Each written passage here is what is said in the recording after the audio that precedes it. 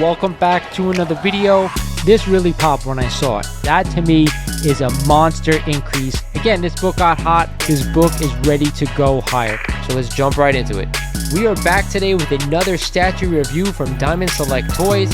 Without further ado, let's get into the review.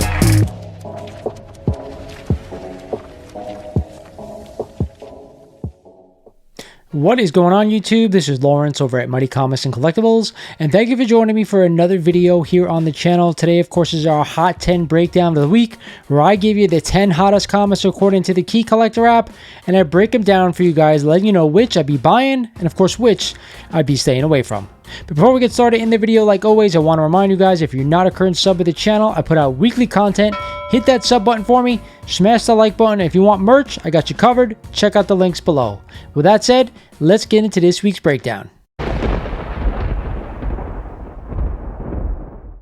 Starting off the list is a new book this week at number 10. It is a copy of Marvel Comics Super Special number 1 and the second appearance of Kiss in comics. And we just had a CGC 9.4 just sell last week for $900, up 8% over the average. Then we had a CGC 8.5 sale of $500, up 46% over the average. I am not a giant Kiss fan, but I imagine some of the people out there who collect comics are, and you probably definitely want to own this book. Again, only if you're a giant Kiss fan, I'd be going out and paying the money that this book is going for. If you are not, I do not see the value.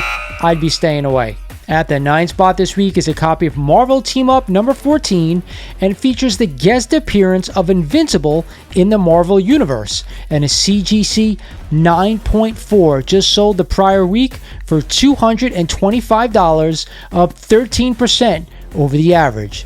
We also had a CGC 9.0 sale of $97, up 28% over the average. I don't see the allure of going out right now and buying this book right here, right now. Probably a sell if you own this book, unless you are a really big Invincible fan.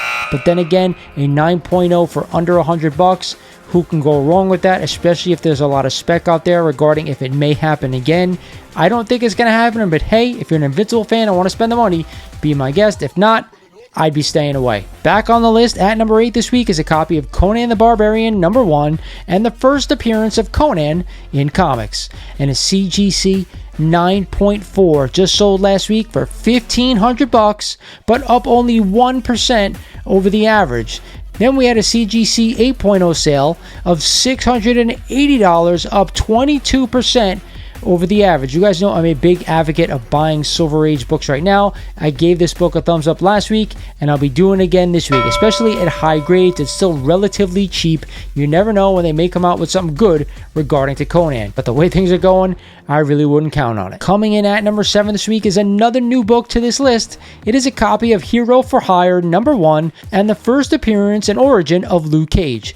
And we just had a CGC 8.5 sell for a whopping $828, up 20% over the average. Then we had a CGC 6.0 sale of only $300, up 1% over the average. I was super shocked to find out that an 8.5 copy of this one was still under $1,000. Hey, if you're a big Luke Cage fan or you like Bronze Age comics, it's probably a must-own for you, but I probably could come up with a better book to buy for $1,000. That's just my opinion. Either way, it's a classic book, a great first appearance, to each his own if you buy it. Coming in at the 6th spot is a copy of Uncanny X-Men number 94 and the second appearance of the new X-Men team, but first in the Uncanny X-Men title, and a CGC 8.0 just sold last week for $1,288, up 38% over the average. Then we had a CGC 6.5 sale of $590, up 8% over the average. I think this is a must-own book for any X-Men fan,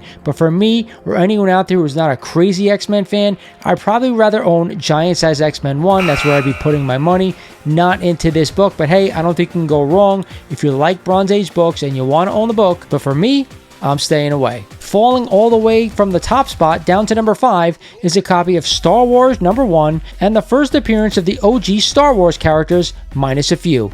And we just had a CGC 9.4 sell last week for $660, up 20% over the average. Then we had a high grade CGC 8.5 sale of $390, up a whopping 34% over the average. Now, this book has been on and off the list for the better part of this year. I keep telling you guys this. If you're a big Star Wars fan, you probably want to own the book, but I don't suggest buying it in super high grade. The book is not really an investment book in my opinion, but a great nostalgia book for any Star Wars fan. I'm not a huge Star Wars guy, so I'm not buying this book, but hey, if you are, I'm definitely a buyer. At number 4 this week and back on the list is a copy of Amazing Spider-Man number 78 and the first appearance of the Prowler, Hobie Brown. And we just had a CGC 9.8 copy of this book sell for $5,640, up only 3% over the average. This book was on the list way back when the Across the Spider-Verse movie came out not too long ago. It is back on the list now, and I just don't see the value in buying this book, even if we do get a live-action Prowler in the next Spider-Man 4. Regardless, you guys know I own this book because I own ASM 1 through 301. However, I paid around $60 for my copy. That's what I'm suggesting to you guys. Other than that, I'm staying away. Falling to number 3 this week is a copy of Amazing Spider-Man number 210 and the first appearance of Madam Web. And we just had a CGC 9.8 sell last week for $840, up only 1% over the average. Then we had a CGC 9.6 sale of $275, up only 9% over the average. We all know what's going to happen. The movie Madam Web is actually going to bomb in the theaters. We all know it. So why am I picking this book up for high grades right now? I'd definitely be staying away from this book. Again, if you could find one for cheap like I did, I paid $48 for my copy about a month ago. If you can do that, great, fine. If not, don't fall for the trap. No, brother. At the 2 spot is a copy of Wolverine number 1 and the first appearance of Yukio and this classic cover by Frank Miller. And a CGC 9.8 just sold last week for $740, up 10% over the average. Then we had a CGC 9.6 sale up to $292, up 11% over the average. You guys know I say it verbatim every week. I am a fan of the cover. I am not a fan of the price, especially in super high grade. If you could get yourself a 9.4, 9.2 for a lot less money, I'd be all over it. Other than that, I don't want to spend the money that this book is going for, even though I absolutely love the cover.